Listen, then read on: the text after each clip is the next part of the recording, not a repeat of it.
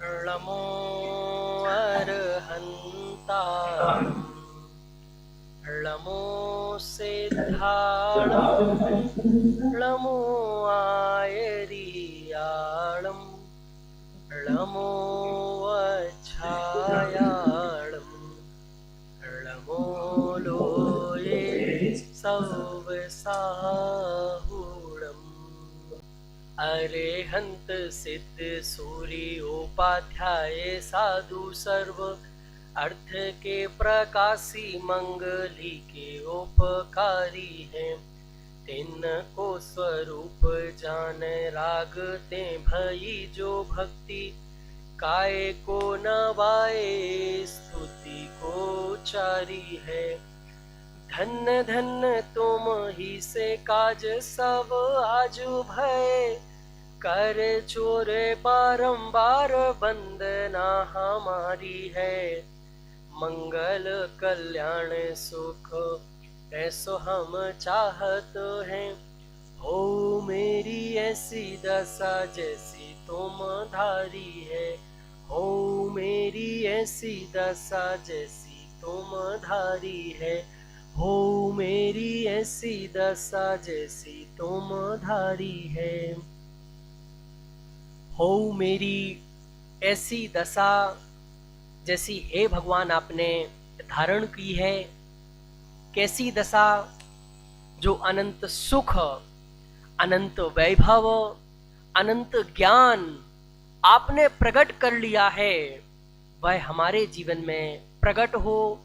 इस भाव के साथ हम सब आराधना कर रहे हैं। 10 लक्षण महापर्व की साधना कर रहे हैं। मेरा एक प्रश्न है, ये हम सब साधना कर रहे हैं, साधना किसे कहते हैं? प्रश्न क्लियर हुआ? साधना किसका नाम है? साधना की पूरी दुनिया में अलग अलग डेफिनेशंस चलती हैं, बट एक्चुअल साधना क्या है? कृतिका जी, किसे कहते हैं साधना?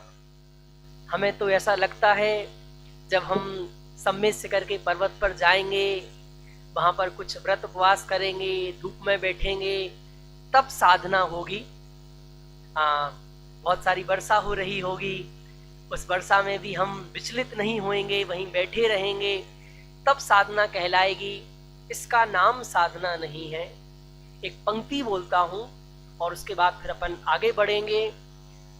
ज्ञेय को ज्ञेय देखने की कला का नाम है साधना। क्या बोला मैंने? ज्ञेय को ज्ञेय देखने की कला का नाम है साधना। कितने लोगों ने सेंटेंस सुना था पहले? कभी साधना की डेफिनेशन सुनी थी कि आपने कभी पहले? थोड़ा सा मैं इसको एक्सप्लेन करता हूं तो आपको समझ में आएगा। आप थोड़े से ऐसे बैठे कि मुझे सबके चेहरे दिखाई दें। श्वेता जी के जो पीछे बैठे हैं, मुझे उनके चेहरे नहीं दिख रहे हैं। थोड़े से ऐसे बैठे जिससे मुझे नयन जी के पीछे भैया आपका चेहरा नहीं दिख रहा है। थोड़े से सब ऐसे बैठे जिससे मैं सबसे क्वेश्चन कर सकूं, पूछ सकूं और आपके चेहरे के एक्सप्रेशंस पढ़ सकूं, तो मुझे पता चल सके मैं जो बोल रहा हूं वो आप तक बात पहुंच रही है कि नहीं पहुंच रही है। मैंने क्या बोला कि ये सब साधना के दिन है, साधना करनी है। पर साधना किसका नाम? आज साधना के नाम पर दुनिया में बहुत सारी चीजें चलती हैं, बहुत सारी एक्टिविटी चलती हैं, पर उस सब का नाम साधना नहीं है। ज्ञेय को ज्ञेय देखने की कला का नाम है साधना। 2 चीजें होती हैं, 3 चीजें होती हैं, पर वस्तु, ज्ञान और ज्ञेय। 3 नाम सुने। दुनिया में जो कुछ भी है पर वस्तुएं हैं, जिन्हें यदि एक शब्द में कहना हो तो हम कह सकते हैं अजीब। और वो अजीब हमारे ज्ञान में झलकता है। तो जो जिस ज्ञान में झलकता है वो है ज्ञान, और जो झलकन है उस झलकन का नाम है ज्ञेय। जो रिफ्लेक्शन हमारे ज्ञान में आ रहा है पर वस्तुओं का, उसका नाम है ज्ञेय। तो पर वस्तुओं के साथ मेरा सिर्फ ज्ञान ज्ञेय संबंध है, इसके अलावा दूसरा कोई संबंध नहीं है। क्या बोला? पर वस्तु के साथ, अजीव के साथ मेरा सिर्फ कौन सा रिलेशनशिप है कि मैं उसे जानने वाला हूं और वह मेरे जानने में आने वाला है। और जब वो मेरे ज्ञान में झलकता है तो मेरे ज्ञान की जो झलकन है, ज्ञान का जो रिफ्लेक्शन है, ज्ञान का जो प्रतिबिंब है, उस प्रतिबिंब का नाम है ज्ञेय। और अभी अनादि काल से भूल क्या हो रही है कि ज्ञान में जो झलका उसे मैं अपना मान लेता हूं। यह मैं हूं, यह मेरा है, मैं इसका करता हूं, मैं इसका भोगता हूं, इसलिए संसार खड़ा है। और यदि मैं ये समझूं कि मेरे ज्ञान में जो भी झलकता है वो सिर्फ और सिर्फ ज्ञेय है, ज्ञेय के अलावा और कुछ नहीं है, तो हमारा मोक्ष मार्ग शुरू हो जाएगा, हमारी साधना शुरू हो जाएगी। अब मैं एक पॉज ले रहा हूं। मैंने अभी 2-3 मिनट तक ये जो भी बातें बोली वो किसके समझ में आई?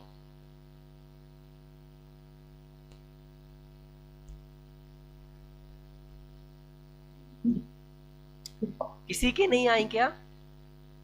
या तो सबके आ गई हैं या किसी के भी नहीं आई हैं। हाँ, एक साथ नहीं बोले, एक एक करके बोले। चलिए, कहाँ है रितिका जी, रुचिका जी, कौन है? हाँ, आज तो आगे आना पड़ेगा और साधना का मीनिंग बताना पड़ेगा कि साधना क्या है और वो कैसी साधना है। चलिए, कौन रिपीट कर रहा है आप लोगों में से? फिर अपन आगे करेंगे क्लास।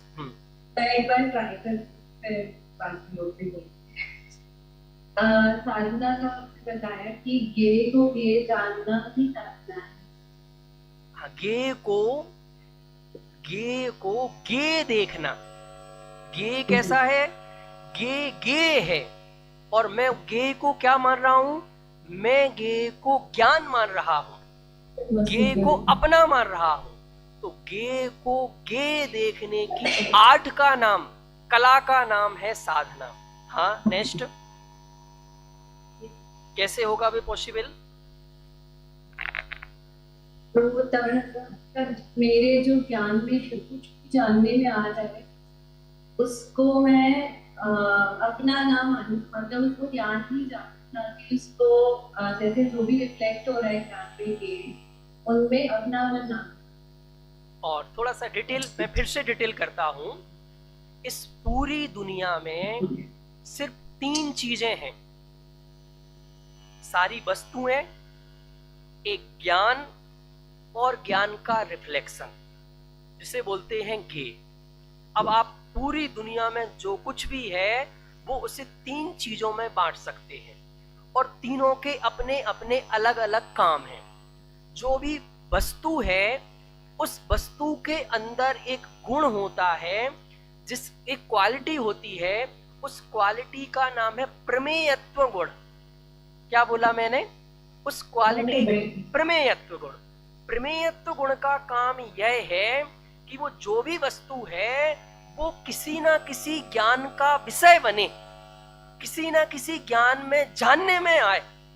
ये प्रत्येक वस्तु, तब दुनिया में जो भी एंडलेस वस्तुएं हैं उन सब में कौन सी क्वालिटी है कि वो किसी ना किसी ज्ञान के द्वारा जानने में आए। अभी मैंने बात कर ली दुनिया की सारी वस्तुओं की। अब उन सारी वस्तुओं के बाद बचता है मैं, आत्मा, ज्ञान। उस ज्ञान का काम है जो इस दुनिया में वस्तुएं हैं उनको जानना। वस्तुओं का काम क्या है? जानने में आना। और मेरा काम क्या है? उसे जानना। आप इस काम से बच नहीं सकते हैं और ये आपका नेचर है, ये आपका स्वभाव है और सचमुच ये आपकी खूबसूरती है, ये आपकी यूनिकनेस है कि आप दुनिया में जो कुछ है उसे जान सकते हैं, और ये जानने की क्वालिटी आपके अलावा दूसरे किसी भी द्रव्य में नहीं है, दूसरी किसी भी वस्तु में नहीं है। ये यूनिकनेस सिर्फ और सिर्फ आप में है। तो दो चीजें हुई। पहली चीज हुई सारी वस्तुएं, सारी थिंग्स, उनका काम क्या है? किसी ना किसी के ज्ञान में, जानने में आना, राइट। सेकंड कौन हुआ? मैं, आत्मा, ज्ञान, जिसका काम है कि जो भी वस्तुएं मेरे सामने हैं वो मेरे ज्ञान में, जानने में आएंगी, सिर्फ और सिर्फ जानने में आएंगी। वो वस्तु मेरे में नहीं आएगी, मैं उसमें नहीं जाऊंगा। दोनों अलग अलग रहेंगे, दोनों भिन्न भिन्न रहेंगे। वो कभी मेरी नहीं बनेगी, मैं कभी उसका नहीं बनूंगा। मैं उसमें कुछ नहीं कर सकता, वो मेरे में कुछ नहीं कर सकता। तो मैं क्या कर सकता हूं? मैं सिर्फ उसे जानता हूं। अनादि काल से लेके आज तक मैंने उसे सिर्फ जाना है। आज भी क्या कर रहा हूं? जान रहा हूं। और अनंत काल तक क्या करूंगा? सिर्फ और सिर्फ उसे जानूंगा। तो मेरा काम क्या हो गया? वस्तुओं को जानना। अब इस बीच का जो प्रोसेस है, मेरे ज्ञान में वो वस्तु झलकी, उसका रिफ्लेक्शन आया, वस्तु नहीं आई, वस्तु का सिर्फ रिफ्लेक्शन आया, वस्तु का प्रतिबिंब बना। उस प्रतिबिंब को बोलते हैं ज्ञेय। अब मेरा प्रश्न यह है कि जो हमारे ज्ञान में ज्ञेय बना वह क्या है? वह किसका है?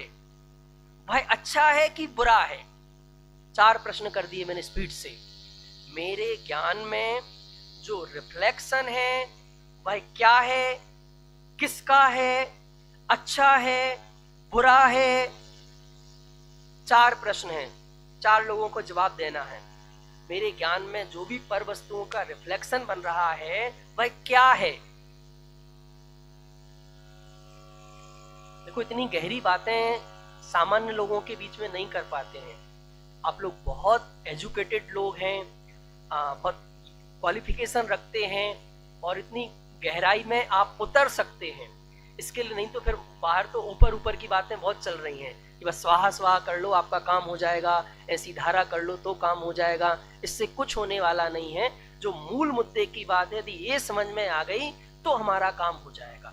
तो हम वहां तक पहुंचने की कोशिश कर रहे हैं। तो मैंने अभी जो समझाया उसके बाद मैंने 4 क्वेश्चन क्रिएट किए। अब मुझे उन 4 क्वेश्चन का आंसर चाहिए। अपने ही आत्मा में बन रहा है, आत्मा की शक्ति है, तो इस धड़कन हो रही है, इमेज बन रही है, तो अपनी ही आत्मा में बन रही है। हाँ, जो भी रिफ्लेक्शन है वो किसका है, क्या है? सबसे पहला प्रश्न, जो रिफ्लेक्शन है वो क्या है? वो के है, उसे गे है। सेकंड क्वेश्चन, वो किसका है? आत्मा का है, वस्तु का नहीं है। मतलब वो उसका मालिक कौन है? अब और थोड़ी सी कि भाई जो राइट, गुड, मतलब उसकी ऑनरशिप किसके पास है? जो अब वो ये जो है वो अच्छा है कि बुरा है? वो इष्ट है कि अनिष्ट है? अपना है कि पराया है? रिफ्लेक्शन अपना है, लेकिन स्वयं अच्छा बुरा नहीं। ना अच्छा है ना बुरा है। और अभी अनादि काल से हम दुखी क्यों हैं? हम स्ट्रेस में क्यों हैं? हम परेशान अपना मानते हैं या अच्छा बुरा मानते हैं, इष्ट अनिष्ट मानते हैं। तो अब यदि हम उसे इष्ट अनिष्ट नहीं माने, उसे अपना पराया नहीं माने, वो सिर्फ मेरे ज्ञान का एक रिफ्लेक्शन है। यदि रिफ्लेक्शन को रिफ्लेक्शन देखना शुरू कर दिया तो समझना हमारे जीवन में अब मुझे अब थोड़ी सी इसके अंदर और गहराई में लेके जाना है, क्योंकि आज संडे है और बहुत सारे लोग मैं देख रहा हूँ चेहरे, कुछ नए चेहरे भी देख रहा हूँ। यदि ये वाली बात समझ में आ गई तो आपको मूल मुद्दे की बात समझ में आ गई, जो असली जैन दर्शन है वो समझ में आ गया। अब जो रिफ्लेक्शन है वो कहाँ बन रहा है? 5th नंबर का क्वेश्चन, उसका बेस क्या है? बेस आधार क्या है? ज्ञान आत्मा। मतलब वो जो रिफ्लेक्शन बन रहा है वो कहाँ बन रहा है? ज्ञान में बन रहा है। जो ज्ञान में बन रहा है ना, ज्ञान उसका बेस है। अब ज्ञान अर्थात आत्मा, ज्ञान बोलो या आत्मा बोलो, क्योंकि ज्ञान से ही आत्मा की पहचान होती है, ज्ञान आत्मा का लक्षण है। तो वो ये रिफ्लेक्शन अर्थात ज्ञान अर्थात आत्मा, तो जो जानने वाला है यही तो मैं हूं। ये जो रिफ्लेक्शन बना उसमें जो वस्तु झलकी वह वस्तु मैं नहीं हूं, वो तो जो ज्ञान है वह मैं हूं। इतना डिफरेंस क्रिएट हो रहा है क्या आपको? आपके जो रिफ्लेक्शन बना वह रिफ्लेक्शन कोई वस्तु नहीं है जिससे आप अच्छा बुरा मान रहे हो, जिसमें आप इष्ट अनिष्ट कर रहे हो, जिससे आप हटाना चाह रहे हो। जो रिफ्लेक्शन है वो तो ज्ञान ही है, और जो ज्ञान है वही तो आत्मा है, और जो आत्मा है उसकी स्वीकृति हो गई, इसका नाम ही तो धर्म है। इतनी बात समझ में आई क्या? जो रिफ्लेक्शन है वो कोई वस्तु नहीं है, वो सिर्फ और सिर्फ ज्ञान है। क्या बोला? जो वस्तुओं का रिफ्लेक्शन है वो ज्ञान है, और जो ज्ञान है वो ही तो आत्मा है, और जो आत्मा है वो ही तो मैं हूं। बस इतने से प्रोसेस का नाम है धर्म। इस गे से इसीलिए कहा था, गे को गे देखने की कला का नाम है साधना। अब आपको कोई वस्तु अच्छी बुरी दिखेगी कि गे दिखेगी? देखो, यदि अच्छी बुरी दिखेगी तो कर्मों का बंधन होगा। यदि आप उसे अच्छा मानेंगे तो शुभ कर्मों का, और बुरी दृष्टि करेंगे, अनिष्ट दृष्टि करेंगे, द्वेष दृष्टि करेंगे, अशुभ भाव करेंगे तो पाप का बंध होगा। और आप यदि उसे ना इष्ट माने, ना अनिष्ट माने, ना राग रूप माने, ना द्वेष रूप माने, ना शुभ रूप माने, ना अशुभ रूप माने, तो फिर क्या होगा? तो धर्म होगा। इतनी बात समझ में आई? इतनी बात में कोई क्वेश्चन? फिर अपन अपने आगे के टॉपिक पर आगे बढ़ेंगे। मुझे इतनी बात आपको समझाने का विकल्प था कि मैं मूल मुद्दे की बात आपको समझाऊं, फिर अपन ने जो टॉपिक उठाया था अपन उसे आज पूरा करेंगे। किसी को कोई क्वेश्चन?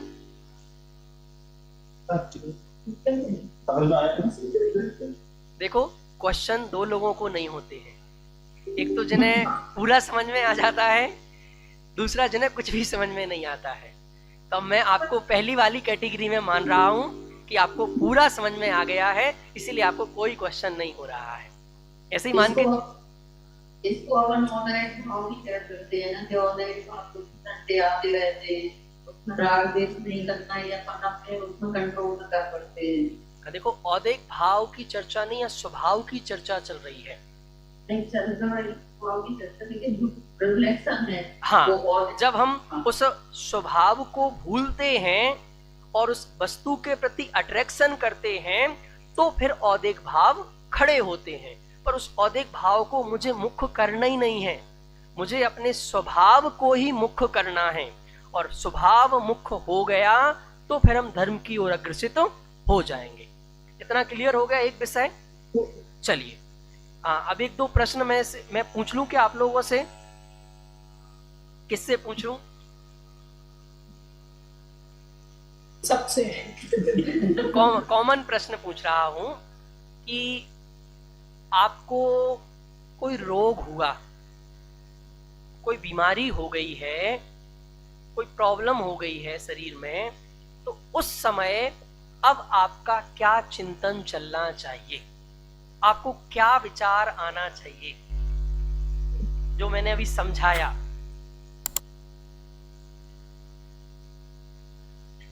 ये मेरे सिर्फ ज्ञान में जानने में आ रहा है, शरीर में नहीं। राइट, शरीर हुई एक पर वस्तु।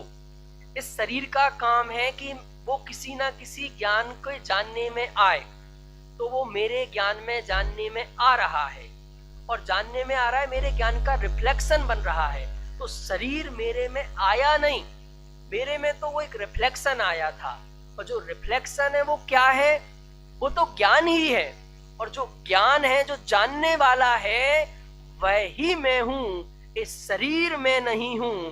तो शरीर में चाहे रोग हो, चाहे रोग नहीं हो, और सचमुच मेरी आकुलता करने से शरीर के रोग दूर नहीं होते हैं, और व्याकुलता करने से दूर नहीं हो जाते हैं।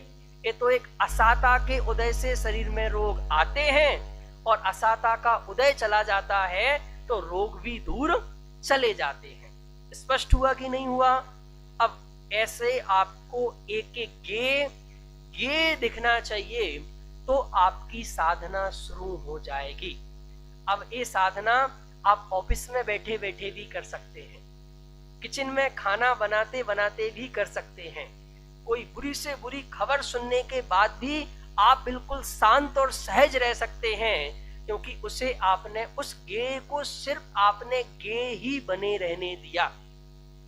अब मैं इसमें एक चीज और ऐड करना चाहता हूं कि हम कभी कभी इसलिए दुखी होते हैं कि हम जिसकी, से मैं अपनी भाषा में बोलता हूं, जिस व्यक्ति की जितनी औकात थी ना, यदि आप उसे ज्यादा महत्व दे दो ना, तो आपके सिर पे चढ़ जाता है।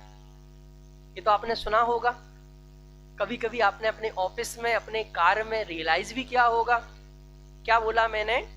जिस व्यक्ति की जितनी हैसियत है, जितनी औकात है, उससे ज्यादा यदि आप उसे महत्व दे दो ना, उससे ज्यादा उसे भाव दे दो ना, तो वो आपके सिर पर चढ़ जाता है, आपको दुखी करने लगता है, आपको परेशान करने लगता है। तो वही गे के साथ हो रहा है। गे की हैसियत कितनी है कि वो सिर्फ मेरे ज्ञान में झलका, पर वस्तु का जो प्रतिबिंब है, पर वस्तु सिर्फ मेरे ज्ञान में झलकती है, वो मेरे में कुछ नहीं करती है, मैं उसका कुछ नहीं करता हूं, पर मैं उस गे को बहुत अधिक महत्व दे देता हूं, बहुत बड़ा कर देता हूं। जब बड़ा कर देता हूं तो फिर मैं दुखी होता हूं, मैं परेशान होता हूं। इसीलिए फिर से रिपीट करो, गे को गे देखना, वो उसका जितना वेटेज है, उससे सिर्फ उतना ही वेटेज देना। उससे ज्यादा वेटेज दिया तो आप दुखी हो जाएंगे, आप परेशान हो जाएंगे। क्लियर हुआ पॉइंट की नहीं हुआ? समझ में आ रही बात की नहीं आ रही? नींद तो नहीं आ रही है? बिल्कुल नहीं आ रही है, क्योंकि बहुत इंटरेस्टिंग टॉपिक है। तो आइए, एक टॉपिक अपन ने पूरा किया। आज अपन को अब एक जो टॉपिक अपन ने उठाया था, बीच में थोड़ा सा गैप हो गया, इस वजह से उस टॉपिक की चर्चा भी अपन को आज पूरी करनी है। कल से अपन कोई नया प्रिंसिपल लेंगे, उसकी चर्चा करेंगे, क्रमबद्ध पर्याय की चर्चा करेंगे। आज अपन ने जो निमित्त उपादान की चर्चा उठाई थी, निमित्त उपादान की चर्चा एक बार मैं पूरी जल्दी से समराइज कर रहा हूं कि इस दुनिया में एंडलेस वस्तुएं हैं, और वो सारी वस्तुएं बिल्कुल अलग अलग हैं, और उन वस्तु के कर्ता वो वस्तु स्वयं है। एक भी वस्तु किसी दूसरी वस्तु का कर्ता नहीं है।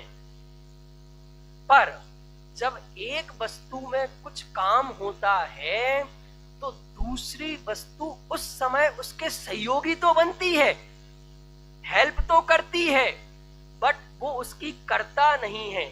कर्ता तो वो मूल वस्तु स्वयं ही है। तो अभी जब तक ये कह रहे हैं कि आपको वस्तु व्यवस्था समझ में नहीं आएगी, वस्तु स्वातंत्र समझ में नहीं आएगा, तब तक आपका चित्त निर्भर नहीं होएगा। और जब तक चित्त निर्भर नहीं होएगा तो आप आत्मा के अनुभव तक नहीं पहुंच पाओगे। तो आत्मा का अनुभव करने के लिए उपादान निमित्त का सिद्धांत है। और आत्मा का अनुभव थोड़ा बड़ कठिन हो रहा है तो सरल करो, सुखी होने का मंत्र है निमित्त उपादान। जब तक आपके माथे पर भार है, मुझे इसका करना है, इसका करना है, या वो मेरा करेगा, वो मेरा करेगा।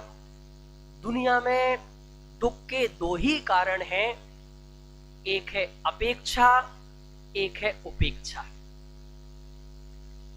जब तक हमें किसी भी पर वस्तु से किसी तरह की अपेक्षा है, इससे मेरा काम होगा, इससे मेरा काम होगा, इससे मेरा काम होगा, आप जीवन भर दुखी बने रहेंगे।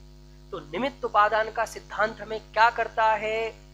हमें बिल्कुल निर्भर करता है।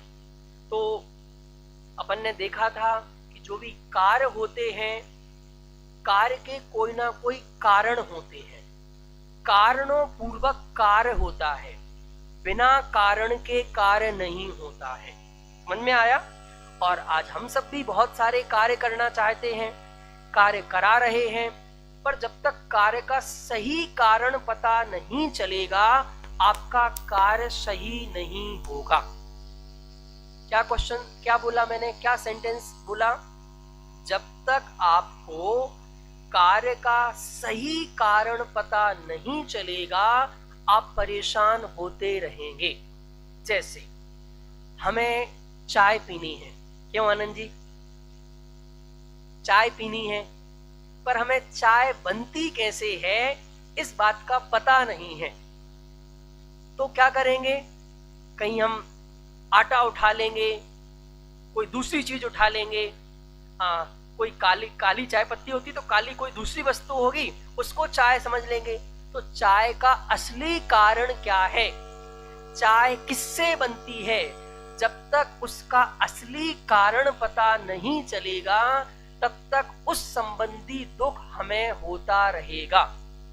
और हम इस संसार में रहते हैं, तो इस संसार में जितनी भी वस्तुएं हैं, उन सब वस्तुओं का कार्य किन कारणों से होता है, जब तक हमें ये पता नहीं चलेगा तो हम आकुलित व्याकुलित दुखी होते रहेंगे। तो क्या करो?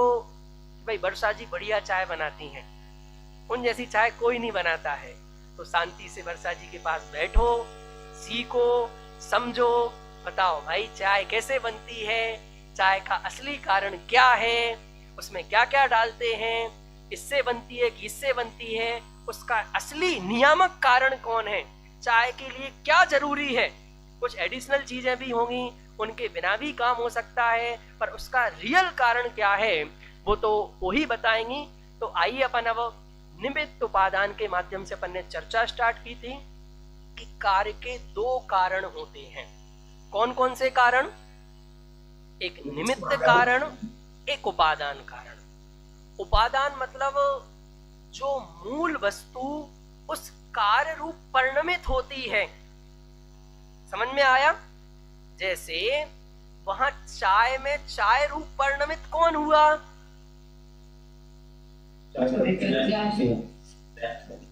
चाय की पत्ती।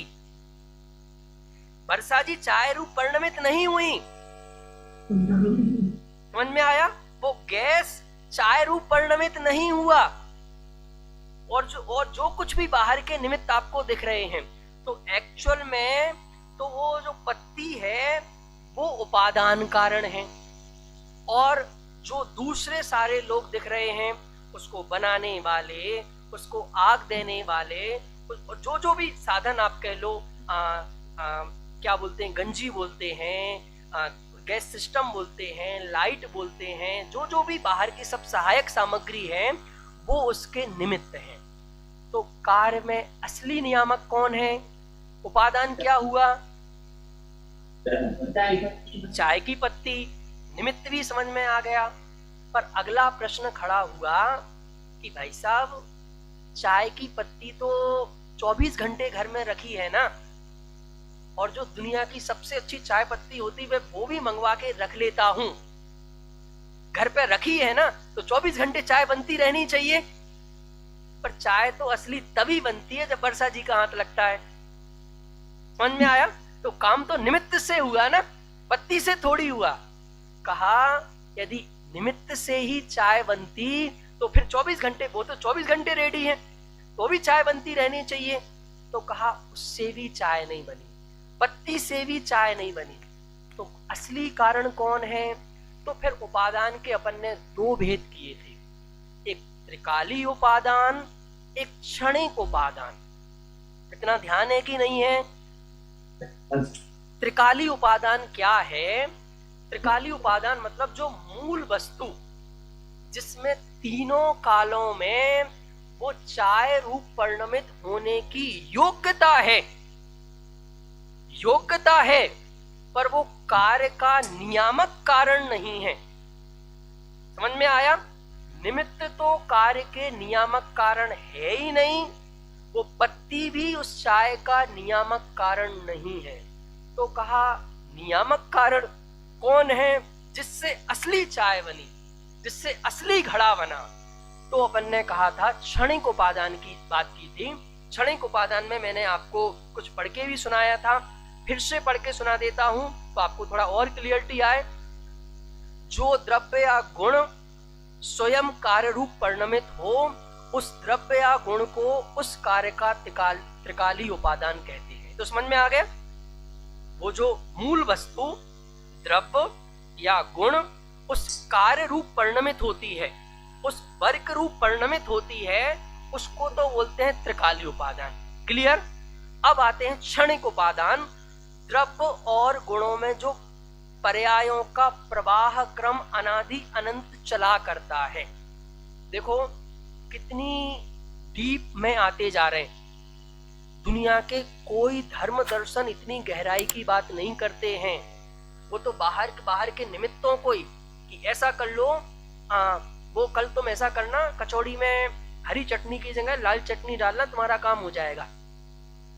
ये चल रहा दुनिया में तो, और इनके हजारों लाखों लोग फॉलोअर्स हैं, लोग इसको माने बैठे हैं कि लाल चटनी डालेंगे तो काम हो जाएगा, घर में ये बांध लेंगे तो काम हो जाएगा, ऐसा कर लेंगे तो काम होगा। ये कह रहे हैं बाहर के निमित्तों से तो काम होता ही नहीं है। जो मूल उपादान है, जिसे हम कह रहे हैं त्रिकाली उपादान, वो भी कार्य का नियामक कारण नहीं है। अब वो जो द्रव्य और गुण था, उन गुणों की प्रति समय की प्रतिपल पर्याय हो रही हैं। ये पॉइंट समझ में आ रहा है?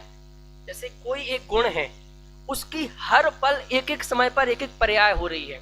जैसे एक सेकंड एक समय पर एक पर्याय, दूसरे समय पर दूसरी पर्याय, तीसरी समय पर तीसरी पर्याय, चौथे समय पर चौथी पर्याय। तो आप ये कह रहे हैं कि जो एक समय उसी द्रव्य की, उसी गुण की, जो एक समय पहले की पर्याय है, वो है क्षणिक उपादान। और एक समय बाद जो कार्य हो गया, वो है कार्य। देखो यहां लिखा है, उस प्रवाह क्रम में अनंतर पूर्व क्षणवर्ती पर्याय क्षणिक उपादान कार्य है, और अनंतर उत्तर क्षणवर्ती पर्याय कार्य है। इसे इस प्रकार भी कहा जाता है कि अनंतर पूर्व क्षणवर्ती पर्याय से युक्त द्रव्य कारण है, और अनंतर उत्तर क्षणवर्ती पर्याय से युक्त द्रव्य कार्य है। अब इसे और थोड़ा स्पष्ट करते हैं सरलता से। अनंतर पूर्व परिणाम से युक्त द्रव्य कारण रूप से परिणमित होता है, और अनंतर उत्तर परिणाम से युक्त द्रव्य नियम से कार्य होता है। अब थोड़ा सा ध्यान से सुनो। जो अनंतर पूर्व पर्याय विशिष्ट द्रव्य है, उसको उपादान कहा, और अनंतर उत्तर पर्याय विशिष्ट द्रव्य है, उसको कार्य कहा। वो एक ही द्रव्य, पर उस द्रव्य की एक समय पहले की पर्याय को क्या कहा? कारण। और एक समय बाद की पर्याय जो कार्य रूप हो गई, उसे कार्य कहा। देखो कितनी गहराई तक आ गए। अब अभी तो और गहराई में जाना है। उस समय की पर्याय की उसी समय होने रूप योग्यता क्षणिक उपादान कारण है और वह पर्याय कार्य है। अभी तो पूर्व पर्याय एक समय पहले की बात, पर्याय की बात कर रहे थे। अब और गहराई में आ गए कि उस समय की पर्याय की उसी समय होने रूप योग्यता। जैसे जैसे जैसे जैसे एक द्रव्य है और उस द्रव्य में अनंत गुण हैं, पर अनंत गुणों का भी एक एक समय की परिणमन अलग अलग है। ये कुछ समझ में आ रहा है कि नहीं आ रहा है? देखो, पहले तो द्रव्य देखो, द्रव्य के अंदर अनंत गुण हैं और अनंत गुणों की भी अनंत अनंत पर्याय हैं। तो अब ये कह रहे हैं कि जो जिस समय क्या लिखा, क्या पढ़ा था मैंने, उस समय की पर्याय की उसी समय होने रूप योग्यता, उस जिसे बोलते हैं तत्समय की योग्यता रूप क्षणिक उपादान। मतलब जिस समय जो पर्याय हुई, जिस समय जो कार्य हुआ, तो वो उस समय की योग्यता ही उसका असली कारण है। ये बात मैंने बहुत लंबा बोल दिया, आपसे कोई डिस्कशन नहीं किया। ये समझ में आया कि नहीं आया? देखो से इसमें क्या उपादान कारण तीन प्रकार का हो गया। एक त्रिकाली उपादान, एक अनंतर पूर्व क्षणवर्ती पर्याय के व्यय रूप क्षणिक उपादान, एक तत्समय की योग्यता रूप क्षणिक उपादान कारण। देखो, मैं एक एग्जांपल से समझाता हूं तो समझ में आ जाएगा। त्रिकाली उपादान मतलब अभी हमने एक मोटा मोटा बोल दिया कि मिट्टी से घड़ा बनता है। ये बहुत बहुत मोटा कथन है, बहुत स्थूल कथन है कि मिट्टी से घड़ा बनता है। कहा मिट्टी से घड़ा बनता है तो 24 घंटे घड़े बनते रहना चाहिए, हमेशा घड़े बनते रहने चाहिए। कहा नहीं, उस मिट्टी के वो एक समय पहले वो घड़े बनने की योग्यता वाली पर्याय जब आएगी तभी घड़ा बनेगा। जैसे नयन जी के बगल में भैया, आपका क्या नाम है? क्या नाम? आवाज नहीं आई। नहीं, अनंत। अनंत जी, आप में 60 साल के होने की योग्यता है ना भाई? मनुष्य हैं, अभी जब 25-30 साल के हैं तो 60 के भी होंगे। तो मेरा प्रश्न है, अभी हो जाओ ना 60 के। आपके अंदर एबिलिटी है 60 साल के होने की, तो अभी हाल हो जाओ ना। कहा नहीं, वो जब 59 साल 364वें दिन की 11 बज के रात्रि के 59 सेकंड के बाद ही 60 साल का होऊंगा। म्यूट कीजिएगा नयन जी, म्यूट कीजिएगा आप अपना। हाँ, मैं फिर से रिपीट करता हूं कि अब गहराई से, अनंत जी में 60 साल के होने की योग्यता है। इसका नाम है त्रिकाली उपादान। बट 60 साल के अभी नहीं होंगे जब 59 साल 364 दिन के रात्रि के 11 बज के 59 मिनट 59 सेकंड की पर्याय का होएगा व्यय। वो पर्याय होएगी खत्म। जब वो अगले नेक्स्ट सेकंड की पर्याय आएगी तब एक होंगे 60 साल के। तो कह रहे हैं कि जो एक समय पहले की पर्याय का व्यय और अगले समय जो उत्पन्न हुई पर्याय, तो ये है कारण, असली कारण, ये है इसका कार्य।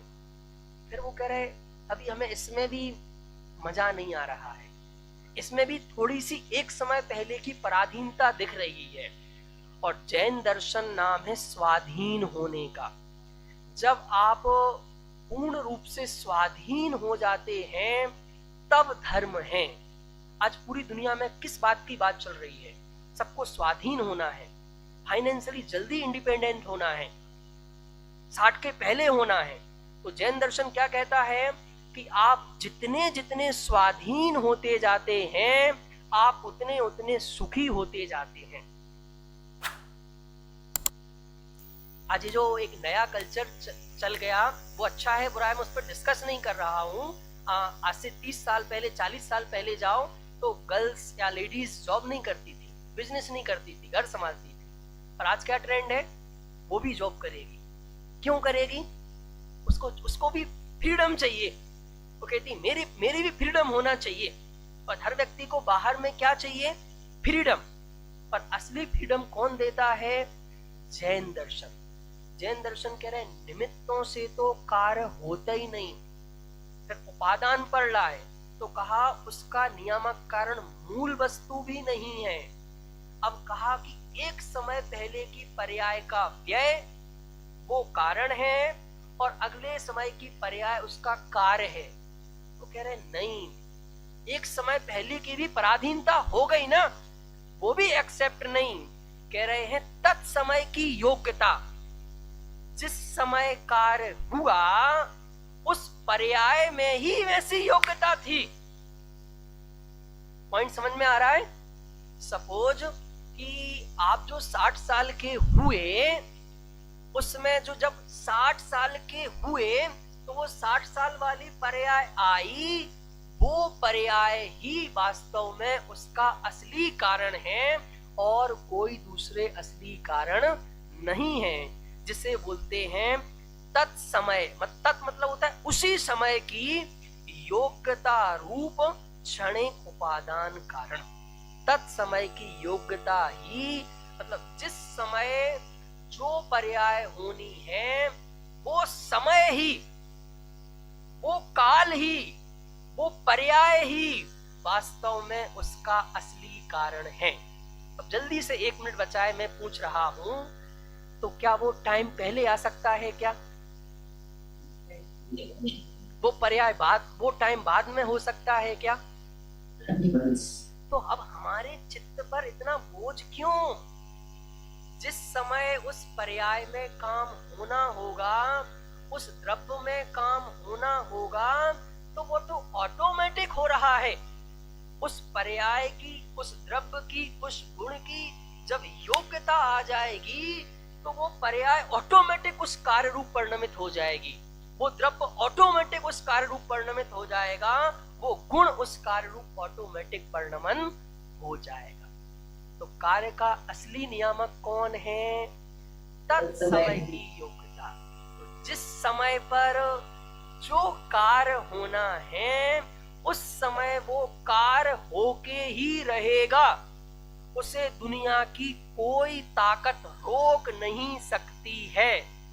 और यदि कार्य नहीं होना है तो आप एड़ी से चोटी तक का जोड़ लगा लेना, वो कार्य नहीं होगा। तो अभी हमें किस बात का अहंकार है? मैंने अच्छी चाय बनाई, वापस चाय पर आ जाओ। अरे मेरे बनाने से वो चाय अच्छी नहीं बनी, उस वस्तु में उस समय उस रूप बनने की योग्यता थी, उसमें वो योग्यता का समय आ गया था, तो वो कार्य उस रूप परिणमित हो गया। और कभी कभी हम देखते भी हैं, कभी हमारे यहाँ कोई बहुत विशेष मेहमान आने वाले हों तो रूटीन में तो हमारी चाय बहुत अच्छी बनती है, पर जिस दिन कोई बहुत खास मेहमान आए हों उसी दिन वो चाय पूरी बिगड़ जाती है। पत्ती वही, बनाने वाले वही, सारे निमित्त वही। तो इससे क्या सिद्ध होता है कि उस कार्य की तत्समय की योग्यता वैसी ही थी, तो वैसा ही कार्य हुआ। तो तत्समय की योग्यता ही वास्तव में कार्य का नियामक कारण है। इतनी चर्चा भी हमने समझी। अब ये जो टाइम की बात निकल के आ गई, तत्समय की योग्यता की बात निकल के आ गई, इसकी चर्चा करेंगे अपन कल एक नए प्रिंसिपल के माध्यम से। अभी जो चर्चा की इसमें कोई डाउट हो तो आप पूछ लीजिएगा, फिर अपन नेक्स्ट टॉपिक पर बढ़ेंगे। डाउट है, मेरा ही डाउट। हाँ, बहुत सुंदर। अंकित जी का डाउट बिल्कुल बिल्कुल पूछिए। पर मैं उस समय में ऐसा कुछ कर रहा हूँ कि मुझे वो ज्ञान नहीं। देखो बहुत सुंदर। इनका प्रश्न है कि एक समय पर दो कार्य हो जाएं, पर सचमुच समय इतना बारीक होता है, इतना माइनर होता है कि उसमें बहुत सारे काम हो जाते हैं, हमें पता ही नहीं चलता है। तो पर जब गहराई से देखते हैं तो एक समय पर एक ही पर्याय होती है। अब दूसरा देखो देखो देखो, बहुत ध्यान से सुनो। अब हमारे अंदर क्या अनंत गुण हैं, अनंत गुण हैं, तो उसी समय ज्ञान गुण की पर्याय भी हो सकती है, श्रद्धा गुण की पर्याय भी हो सकती है, दूसरे दूसरे गुणों की पर्याय हो सकती हैं, इसकी मनाही नहीं है। पर ज्ञान गुण की तो एक समय पर एक ही पर्याय होगी। जैसे मैं बात करता हूं, सपोज आपका कोई बहुत बड़ा ऑफिस है और ऑफिस में आप एक पीसी पर काम कर रहे हैं, कोई एक स्टॉक का एनालिसिस कर रहे हैं, पर आपने टीम लगा रखी है 100 लोगों की, तो वो 100 लोगों की टीम भी 100 स्टॉक का एनालिसिस कर रही है एट ए टाइम, पर आप तो एक का ही कर रहे हैं। पर जब कोई बाहर से पूछेगा तो क्या कहा जाएगा कि नहीं नहीं, मैं 101 का कर रहा हूं, क्योंकि वो जो 100 लोग भी काम कर रहे हैं वो किसके लिए कर रहे हैं, मेरे लिए तो कर रहे हैं, वो मेरा ऑफिस है, मेरे लिए काम कर रहे हैं। तो बाहर का कोई व्यक्ति पूछेगा तो कहा जाएगा कि मैं एक साथ, भाई सब क्या कर रहे हो, मैं 101 स्टॉक का एनालिसिस कर रहा हूं। पर एक्चुअल दृष्टि से देखो तो आप 101 का नहीं कर रहे, आप तो एक का ही कर रहे हो। वैसे ही आत्मा में अनंत गुण हैं और उन अनंत गुणों की प्रतिपल प्रति समय की पर्याय हो रही हैं। उसी समय श्रद्धा की पर्याय भी हो रही है, ज्ञान की भी हो रही है, चारित्र की भी हो रही है। इस दृष्टि से ऐसा कहा जाता है कि बहुत सारे परिणमन हो रहे हैं, पर इस बिल्कुल डीप दृष्टि से देखने पर तो एक समय पर एक गुण का एक जो सुनिश्चित परिणमन है, उसकी जो योग्यता है वो ही परिणमन हो रहा है। क्लियर हुआ? चलिए भाई सब कुछ बोल रहे हैं, अशोक जी भाई साहब, हाँ म्यूट है, अनम्यूट कीजिएगा जल्दी से। तो जो अनंत गुण है, हाँ सबके अलग अलग परिणाम एक साथ हो रहे हैं। तो वही हुआ, सबका एक साथ चल रहा है। हाँ सबका मतलब अपने जो आत्मा के अनंत गुण हैं, उन आत्मा क्या दुनिया की सभी वस्तुएं जितनी भी, क्या बोल रहे हैं, अनंत गुणों का परिणाम एक साथ हो रहा है या एक गुण का परिणाम तो सभी गुणों का परिणाम हाँ हाँ अलग अलग हो रहा है, एक समय में एक गुण का एक ही परिणाम हो रहा है। देखो तो एक गुण के अंदर में दो परिणाम एक साथ नहीं हो सकता है, नहीं हो सकता है, पर नहीं हो सकता है। एक साथ अनंत गुणों का परिणमन चल रहा है। वही मैं बोल रहा था। हाँ हाँ बिल्कुल बिल्कुल बिल्कुल। और इसमें और यदि थोड़ी सी गहराई में जाना हो तो एक सेंटेंस बोल के बस मैं खत्म कर रहा हूं कि एक गुण दूसरे गुण रूप नहीं है, परंतु एक गुण का रूप अनंत गुणों में है। क्या बोला मैंने? एक गुण का रूप, सॉरी, एक गुण दूसरे गुण रूप नहीं है, सब गुण अलग अलग हैं, पर एक गुण का रूप अनंत गुणों में है। इसकी व्याख्या करेंगे अपन कल।